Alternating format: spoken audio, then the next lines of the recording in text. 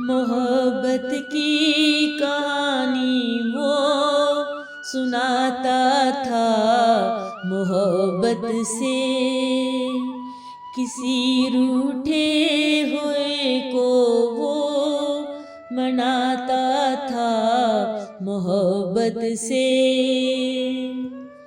किसी की खामोशी से और किसी के बात करने से वो अंदाजे पे अंदाजा लगाता था मोहब्बत से।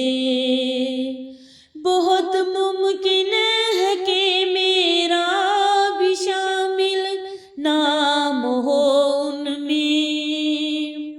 बहुत से नाम होठों पे सजाता था मोहब्बत से। बहुत से लोग उस पल को हमेशा याद रखते थे। वो जिसके साथ भी नजरें मिलाता था मोहब्बत से। मैं एक जर्रा हूँ, मेरी बात क्या तुम जेब करते हो। वो दर पे चांद सूरज को बुलाता था मोहब्बत से।